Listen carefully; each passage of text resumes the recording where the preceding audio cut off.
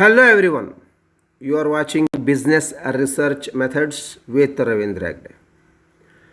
Dear students, in this session, let us examine the stages of the research process.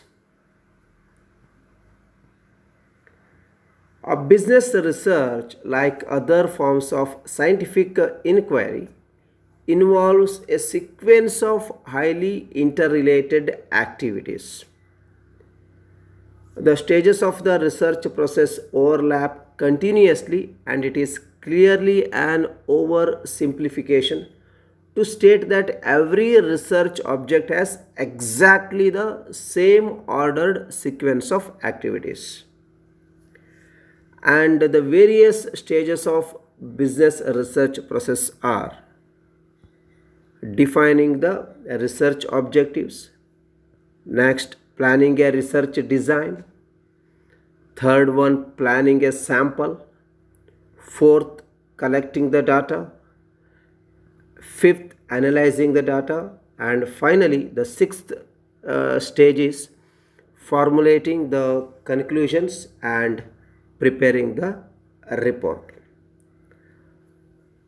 Friends, you can see the portrait of these six stages as a cyclical or circular flow process. The circular flow concept is used because conclusions from research studies can generate new ideas and knowledge that can lead to further investigation. Thus, there is a dashed connection between conclusions and reporting and defining the research objectives. Friends, notice also that management is in the center of the process. The research objectives cannot be properly defined without managerial input. After all, it is the manager who ultimately has to make the decision. It is also the manager who may ask for additional research once a report is given. In practice, the stages overlap somewhat from a timing perspective. Later stages sometimes can be completed before earlier ones. The terms forward linkage and backward linkage reflect the interrelationships between the stages. Forward linkage implies that the earlier stages influence the later stage. So the research objectives outlined in the first stage affect the sample selection and the way data are collected. The sample selection question affects the wording of questionnaire items. Backward linkage, on the other hand, implies that later steps influence earlier stages of the research process. If it is known that the data will be collected via email, then the sampling must include those with email access.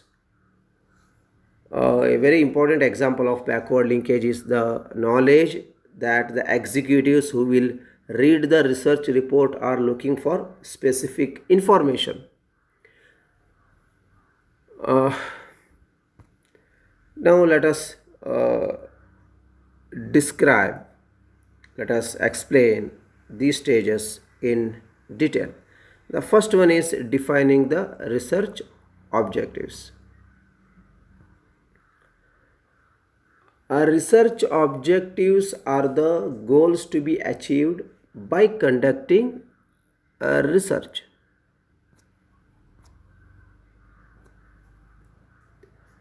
In consulting, the term deliverables is often used to describe the objectives to a research client.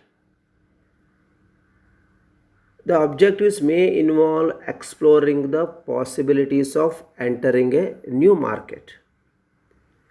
Alternatively, they may involve testing the effect of some policy change on employee job satisfaction. Different types of objectives lead to different types of research designs. In applied business research,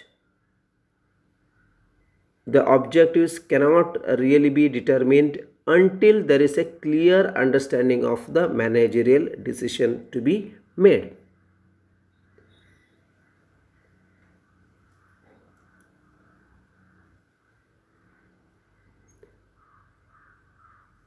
The research objective may be to simply clarify a situation, define an opportunity, or monitor and evaluate current business operations. The research objectives cannot be developed until managers and researchers have agreed on the actual business problem that will be addressed by the research. In business research, the good saying that a problem well defined is a problem half solved is worth remembering. Similarly, Albert Einstein said that the formulation of a problem is often more essential than its solution. These phrases emphasize that an orderly definition of the research problem provides direction to the investigation. So, careful attention to problem definition allows the researcher to set the proper research objectives. When the purpose of the research is clear, the chances of collecting the necessary and relevant information and not collecting surplus information will be much greater. Managers often are more concerned with finding the right answer rather than asking the right question. They also want one solution quickly rather than having to spend time considering many possible solutions. However, properly defining a problem can be more difficult than actually solving it. Friends, in business research, if data are collected before the nature of the problem is carefully thought out, they probably will not yield useful information. So, defining the decision situation must precede the research objectives. Once a problem area has been discovered, the researcher and management together can begin the process of preciously defining it.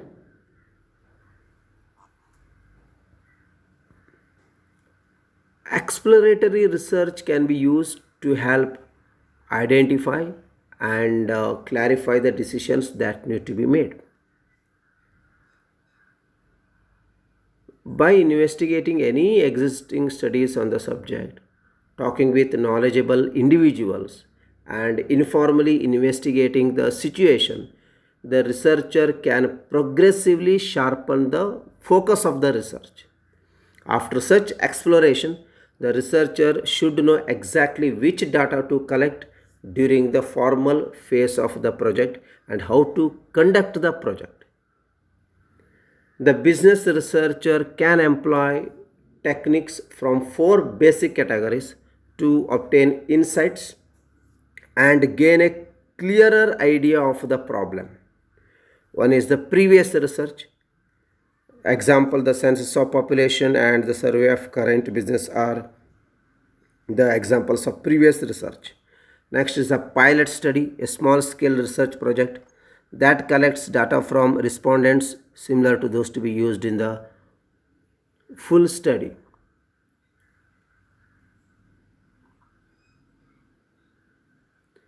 Almost all consumers take a test drive before buying a car, right? A pilot study serves a similar purpose for the researcher. It can serve as a guide for a larger study or examine the specific aspects of the research to see if the selected procedures will actually work as intended.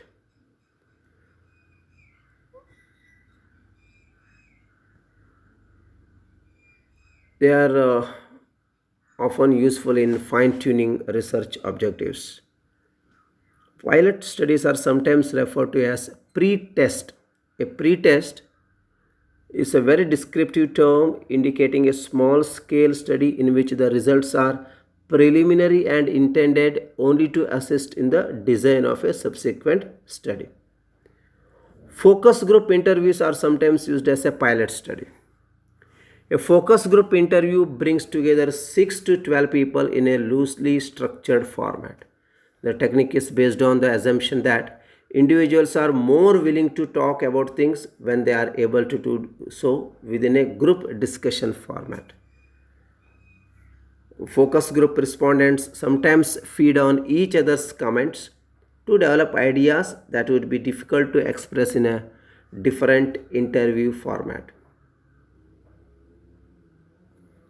Second is the planning the research design.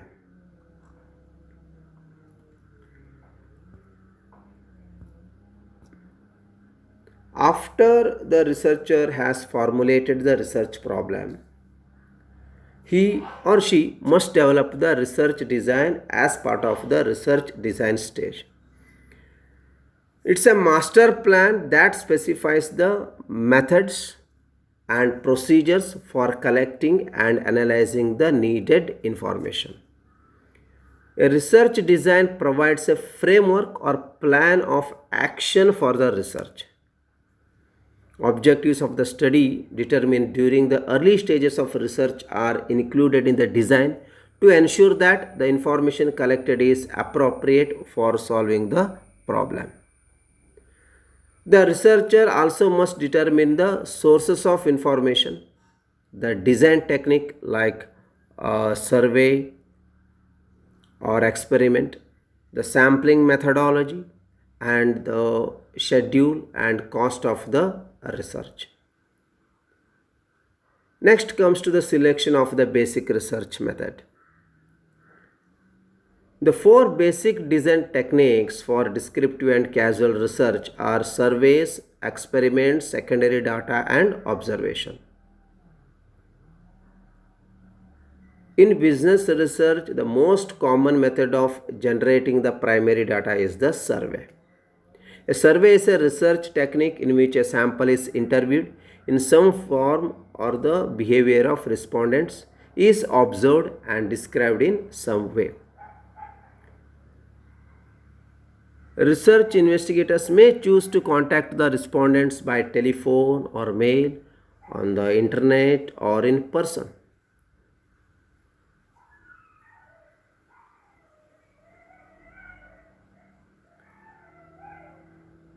The objective of many research projects is merely to record what can be observed. For example, the number of automobiles that pass by a proposed site for a gas station. This can be mechanically recorded or observed by humans. The main advantage of the observation technique is that it records behavior without relying on reports from respondents. Observational data are often collected unobtrusively and passively without a respondent's direct participation. Observation is more complex than mere nose counting, and the task is more difficult than the inexperienced researcher would imagine. While observation eliminates potential bias from interviewer interaction, several things of interest such as attitudes, opinions, motivations, and other intangible states of mind simply cannot be observed. Next is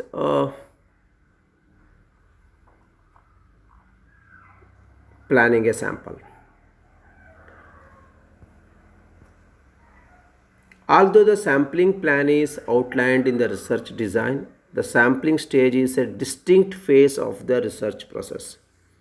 For convenience, however, we will treat the sample planning and the actual sample generation process together in this syllabus.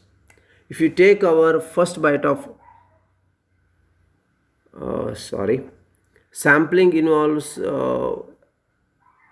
any procedure that draws conclusions based on measurements of a portion of the population. In other words, it's a subset from a larger population.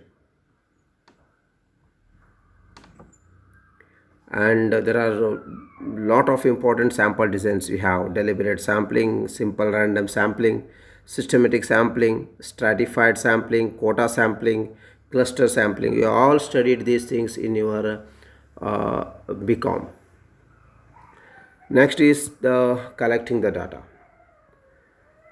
Data gathering stage begins once the sampling plan has been formalized. Data gathering is the process of gathering or collecting the information. Data may be gathered by human observers or interviewers, or they may be recorded by machines, as in the case of scanner data and web-based surveys. Obviously, the many research techniques involve many methods of gathering the data. Okay. See, surveys require direct participation by research respondents. This may involve filling out a questionnaire or interacting with the interviewer.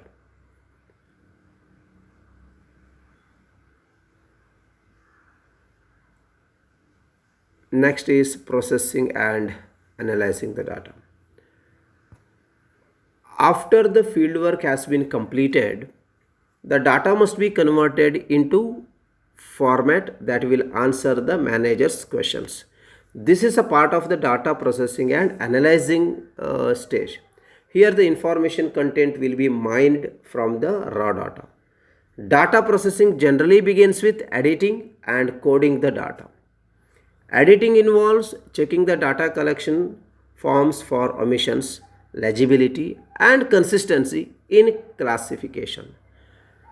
The editing process corrects the problems such as interviewer errors, as answer recorded on the wrong portion of a questionnaire before the data are transferred to the computer. Before data can be tabulated, meaningful categories and character symbols must be established for groups of responses. The rules for interpreting, categorizing, recording, and transferring the data to the data storage media are called as codes. This coding process facilitates computer or hand tabulation. If computer analysis is to be used, the data are entered into the computer and verified. Computer assisted, like online interviewing, is an example of the impact of technological change on the research process. Telephone interviewers seated at a computer terminals read survey questions displayed on the monitor. The interviewer asks the questions and then types in the respondent's answers. Thus, answers are collected and processed into the computer at the same time, eliminating intermediate steps that could introduce the errors. Data analysis is the application of reasoning to understand the data that have been gathered.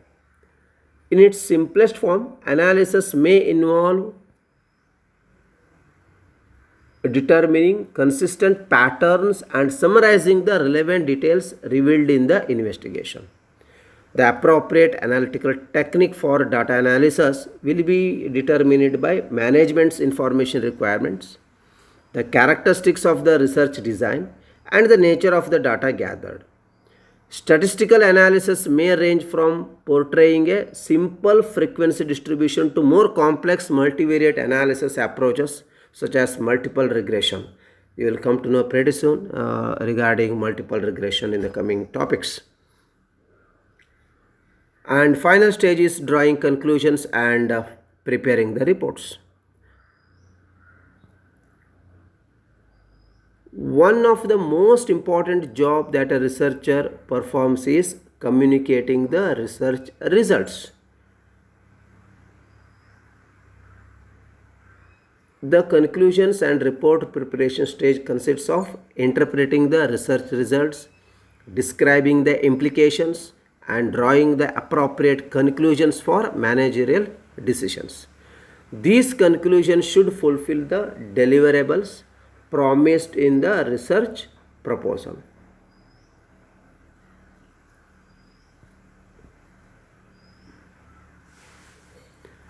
Now let me show the flowchart of the business research process.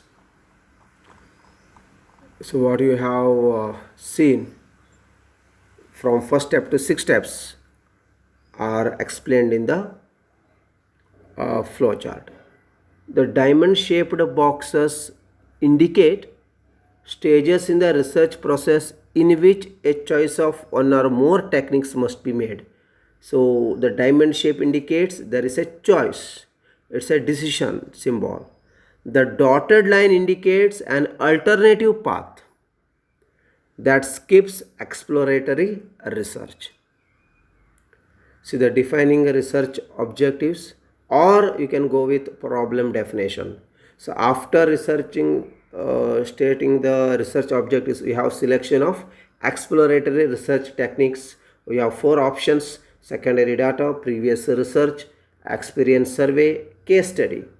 And next is the selection of basic research method. We have survey. In survey we have two options: interview and questionnaire. Experiment may be laboratory or field experiment. Secondary data study and observations. After that, sampling. So selection of sampling design has two things: probability sampling and non-probability sampling. Next is the collection of data. It's a field work. It's called as data gathering. Next, editing and coding data. It comes in the stage of data processing and analysis. Last one, drawing conclusions and preparing a report, which has interpretation of findings, and finally the report. So in the exam, you have to draw this flow chart and then you have to explain the issues. Thank you so much. Have a nice time. Take care.